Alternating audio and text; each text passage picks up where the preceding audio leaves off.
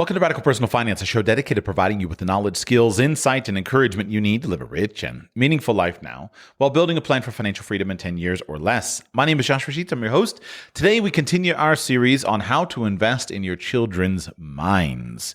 And I did not intend this series to be as long as it is, but we're in the thick of it. And I know I've got great feedback from many of you that has been very useful. I think that's very practical, and I'm going to continue and see this through. In short, today, I want to share with you why I believe that it's important that you encourage and require your children to memorize as a way of strengthening their minds. And there are two components to this episode. First, I want to make a short apologetic for why it's important that your children memorize things, even in a day of omnipresent access to information through digitally and internet-connected devices. And then part two is I want to share with you why I think it's important that your children take training in how to actually memorize things more effectively. Why memorize? That's the first question. I think all of us are aware of the fact that it's easier and easier for us to externalize our brain and to have access to information. In a world in which we can ask Google or Siri or whoever the next iteration of an electronic voice is for any specific fact or piece of information that we need to know, it seems less and less relevant and important for us to drill meaningless lists of facts into our heads. We are all connected to devices that can help us to recall any piece of information we want to recall. And I think it's important to use those systems. I think if you could go back a couple hundred years and introduce something like Evernote to an author, he would have immediately seen the potential of the ability to build a second brain, to build an external repository of notes and thoughts and comments, etc. So I'm not here arguing against using the tools of the day. I'm as grateful as you are for the ever-present access to a search engine, the information of the web, etc. We're living in an incredible age. But with every benefit, there's often a counteracting drawback. And one of the drawbacks of our using these tools more and more is quite simply that we are exercising our brains a little bit less. I am personally persuaded, though I cannot prove it, this is my opinion, and I'm not a neuroscientist, but I am convinced that the brain is best viewed as a muscle. And with more use, the brain becomes stronger. With less use, the brain becomes weaker. And so we should be seeking to exercise the muscle of our brain as much as we can, as much as we are capable of. And in fact, if you think about many of the shows that I have done in this series talking about how to help our children to be smarter, a lot of it simply involves exercising the brain in different ways. I first became aware of this a number of years ago when I was interacting with a neighbor of ours. And this neighbor was an elderly man. He had been very kind to me when I was young. I'd hung out with him a lot when I was a young boy, and he was getting older and he was starting to show signs of dementia. But he would come down to our house, come down the road to our house, stay at my house where my grandparents were, be a friend, and just basically be a companion. He was always in. He was there every day. He was the guy who was checking up on the neighborhood. As he got older, he started to experience certain signs of dementia. And along the way, one of the things that he got interested in was doing jigsaw puzzles as well as doing crossword puzzles. And one of the things that his wife, who was a lot younger than he was, noticed was that as soon as he started engaging in that mental effort of doing crossword puzzles and jigsaw puzzles, his dementia symptoms subsided and stabilized a good bit. He had several more years of a properly functioning brain than he otherwise would have had because he was exercising his brain. And it really stuck with me as a young boy. There was no study on this. There was no evidence. There was no good, academic research. This was just an anecdote from a neighbor, but it seemed obvious to me that this is probably true. And while I haven't always done what I've aspired to of strengthening my own brain, I've noticed that if we want our brains to work well, they need to be exercised. and that exercise comes in different ways. At its core, one of the fundamental forms of exercise is simply memory. Now, I've dabbled around here and there with some of the commentary that various neuroscientists talk about how memories are stored, how they're lodged in the brain, etc. I couldn't present an effective teaching on that at the moment. But I am convinced that the more we exercise our memory, the more effective our memory becomes. And at its core, this is the fundamental reason why we should not neglect memorization in the training of our children. Rather, we should emphasize that they have some ongoing, consistent requirement to memorize. Let me read a few from a few articles. Let me begin with a New Yorker article published almost a decade ago called Why We Should Memorize by Brad Lighthouser. Much of our daily lives would be dizzyingly unrecognizable to people living 100 years ago. What we wear and what we eat, how we travel, how we communicate, how we while away our leisure time. But surely our occasional attempts to memorize a poem would feel familiar to them, those inhabitants of a heyday of verse memorization. Little has changed. They, too, in committing a poem to memory, underwent a predictable gamut of frustrations. The pursuit of stubbornly elusive phrases, the inner hammering of rote repetition, tantalizing tip-of-the-tongue stammerings, confident forward marches that finish in an abrupt amnesiac's cul-de-sac. Actually, if the process has altered over the years, perhaps we feel the difficulties of the task more acutely than our ancestors did. As a college professor of writing and literature, I regularly impose memorization assignments, and I'm struck by how burdensome my students typically find them. Give them a full week to memorize any Shakespeare sonnet. Hey, I tell them, pick a really famous one. Shall I compare thee to a summer's day? And you've already got the first line down. And a number of them will painfully falter. They're not used to memorizing much of anything. In what would have been my prime recitation years, had I been born in an earlier era, junior high and high school, little memorization was required of me. But in early boyhood, I did a fair amount of it. My mother, who had literary ambitions, paid me a penny a line to memorize poems. The first one I mastered was Tennyson's The Eagle. He clasps the crag with crooked hands, which brought in a haul of 6 cents. Opportunistically, I moved on to the longer Casey at the Bat. It looked extremely rocky for the Mudville Nine that day, and Byron's The Destruction of the Sennacherib, whose title I mispronounced for decades, which netted me 52 cents and 24 cents respectively. Some Longfellow, some Frost. I straggled through Coleridge's Kubla Khan and enough of his The Ancient Mariner to purchase a couple of candy bars. It sounds whimsical and entertaining now, but I suspect some dead serious counsel lay behind my mother's beaming encouragement. I think she was tacitly saying, stick with poetry. That's where the money is.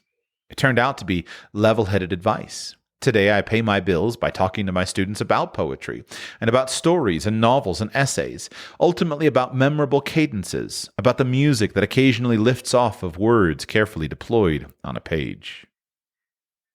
The piece goes on by the author wherein he talks about why and the value of memorizing, especially poetry. And his basic argument is simply 2 points, that poems that you have memorized are a form of larder or pantry, something that's laid up against the hungers of an extended period of solitude. You have access to these words. And that when you really want to have access to something at any moment, it needs to be in your memory. In addition, he emphasizes that when you know something by memory, by rote knowledge, you have the chance to know it on a very different level than if you don't know it by rote knowledge. It's a much deeper form of knowledge. Let me go now to an essay from the website Psychology Today called Memorization is Not a Dirty Word by William R. Clem. And in this essay, he talks about the value of memorization. I'm going to pick it up a few paragraphs in. In my experience with students, both the college students I teach and the secondary students that teachers tell me about, the biggest weakness students have is that they either try to remember school material by rote memorization or have no strategy at all, relying on some kind of magical mental osmosis. Even among students who rely on rote memory, they generally lack much of a strategy for memorizing. relying on various degrees of casual looking over the instructional material until they think they can remember it. Experiments show that students routinely overestimate how much they remember and underestimate the value of further study. Moreover, many educators at all levels have disdain for memorization, stating that we should focus education on teaching students to think and solve problems, as if you can think and solve problems without knowing anything. Too many teachers regard memorizing as old-fashioned and even destructive of enlightenment. Disdain for memorization is a relatively new phenomenon in education. In ancient times, people took great pains and pride in memorizing huge quantities of information. The advent of printing greatly reduced the need to memorize history and cultural mores. In modern times, we have the internet, where you can just Google what you need to know. So who needs to get brain strain trying to remember things? Now we have a book by Samuel Arbesman, The Half-Life of Facts, Why Everything We Know Has an Expiration Date, where he argues that there are no lasting facts. They all have a half-life, that is, the number of years it takes to falsify half of what you think are facts. He argues that new facts are made all the time, often replacing what we had previously thought were facts.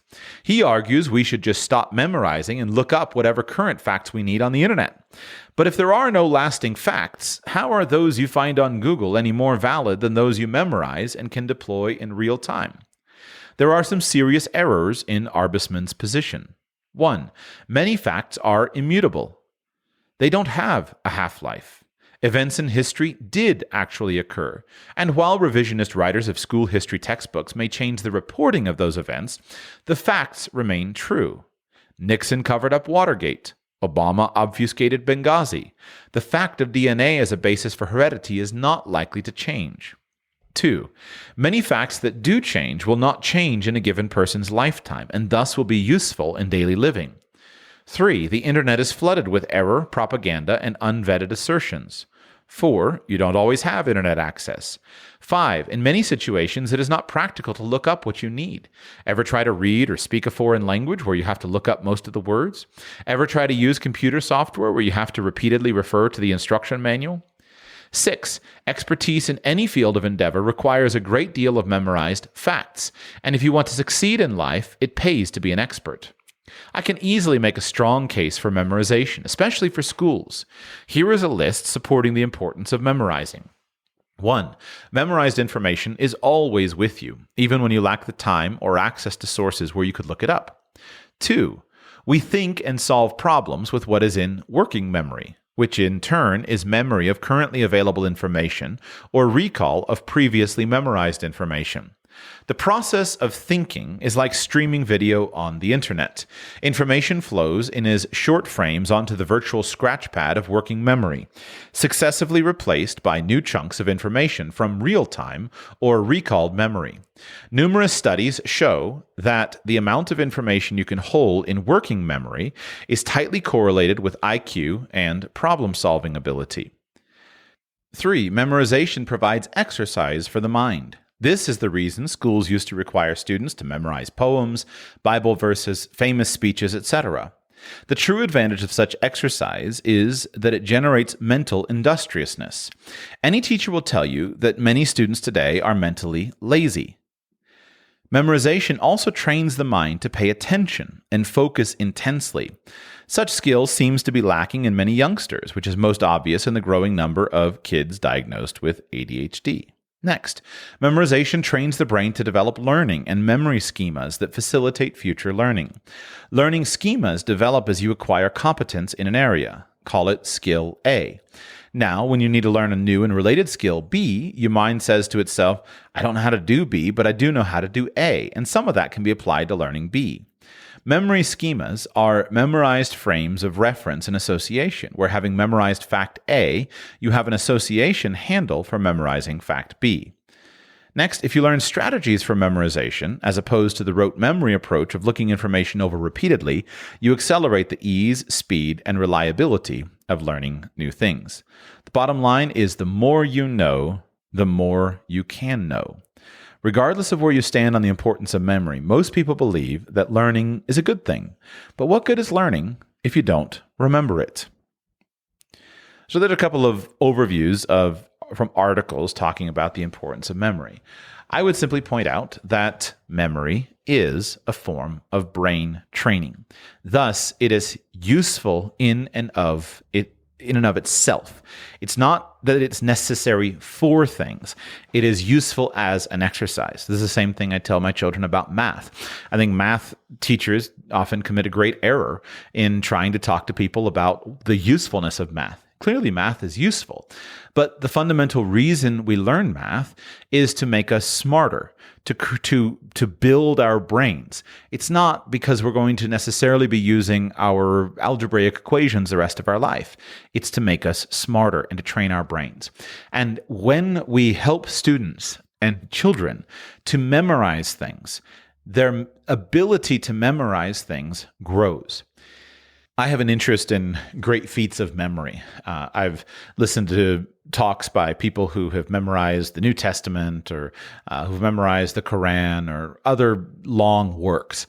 And one of the things that is very obvious is quite simply the more somebody memorizes, the better they become at the skill of memorizing. That which you practice is a skill that grows. And so it becomes much easier for them to memorize. And this is one reason I believe we should train children to learn to memorize things when they are young. As they figure out how to memorize things, they will become more effective at memorizing things. In a recent episode, not part of this series, I talked about how to go to college fast and cheap. And one of the things I pointed out is that for people who are academically skilled, you can go to college and you get a degree really quickly and really easily. But where does academic skill come from? I don't think it's something that you're born with or not born with. I think there's clearly a component where we all begin with a baseline ability, just like we all began with a certain built-in athletic ability, a certain built-in genetic size potential. But I'm convinced we can maximize that ability to the highest degree possible. And if you give me somebody who is born with a lower IQ than another person, but yet that person has years of training and simply practice in developing his skill set, he has hundreds of poems committed to memory. He has hundreds of Bible verses committed to memory. He has dozens of historical speeches committed to memory. He's going to have a much greater capacity for memorizing things. So then when we come to academic subjects where memorization is necessary as a basic skill set of passing an exam, he's going to be able to do it much more easily than the guy who's never had any practice memorizing things. That leads me then to point number 2. It is important for us to teach children how to memorize things more effectively. I was in high school when I stumbled across a copy of Harry Lorayne's book called The Memory Book, the classic guide to improving your memory at work, at school, and at play. And Harry Lorayne was one of these incredible performers showing off his amazing feats of memory. And he was really good. And I picked the book up and I was amazed at what it contained in terms of one man's potential, his ability to show off his memory ability. And I was also amazed at how useful some of his techniques were. And so I went through his memory book, and while I'm no memory expert, I haven't practiced all the techniques enough to be good with them, I am able to use the memory techniques that are necessary in order to commit information to mind when necessary. Probably the best popular access to this would be, if you remember in the Sherlock Holmes series, with the British guy Cumberbatch, there was a whole episode devoted to the memory palace and the idea of having a memory palace, a place to which you put things. And that's one technique. And there are a number of other techniques that can be used. Basically, you can create the ability to memorize any bit of information that you want to memorize. And another place that this stood out to me, in my 9th grade geography class, we had a teacher who taught us mnemonics for memorizing the capitals of various countries around the world. And while I have forgotten many of the mnemonic devices through lack of constant use, what I learned from that, which was most important, was how to create my own mnemonic devices. And that simple skill set is something that can be incredibly valuable to a student who is seeking to put information away. And so back to the theme of this podcast series, I want you to invest in your children when they are young so that they will be able to go farther than just waiting around to pay money for college tuition. And I'm convinced that having your children memorize things consistently is something that will enhance their capabilities to memorize information, which is something that will be fundamentally useful to them in passing various academic subjects and doing well on quizzes, exams, tests, etc., to get great grades. And if they get great grades, then they can get paid to go to school, get paid to go to college, get paid to go to to get a master's degree, get paid to get a PhD, get paid to have a fellowship somewhere, because of their skill of memorizing information. And so it sounds deceptively simple. Require your children to memorize things.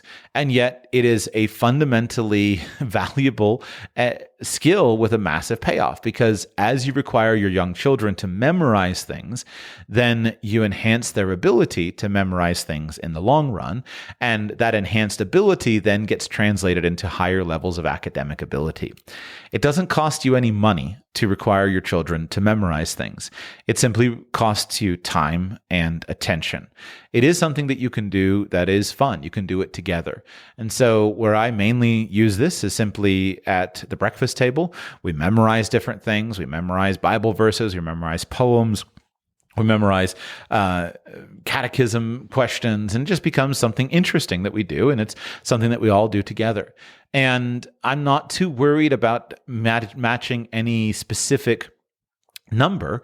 That's not like you have to have a certain number of lines of poetry memorized. What matters is that you consistently exercise the skill from a young age.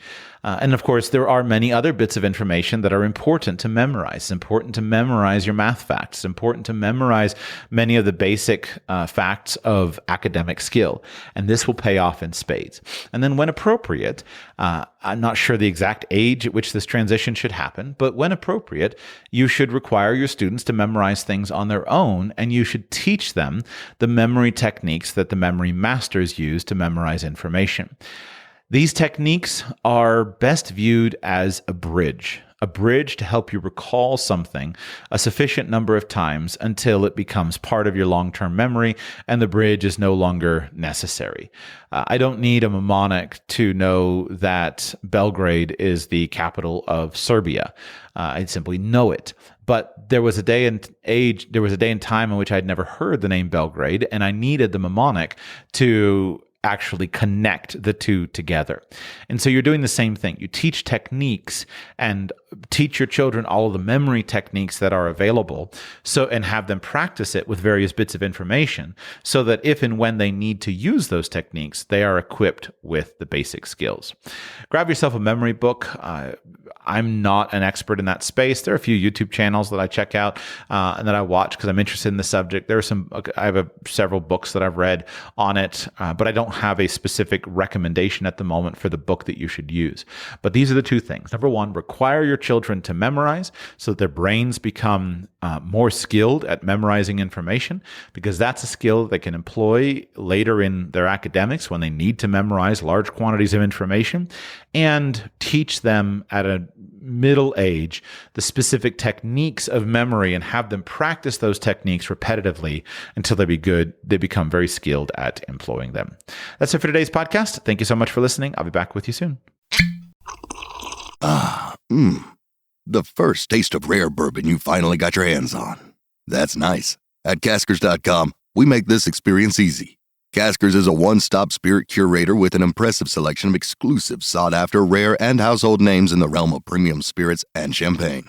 Discover the top flavors of the year now by going to Caskers.com and using code WELCOME10 for $10 off your first purchase.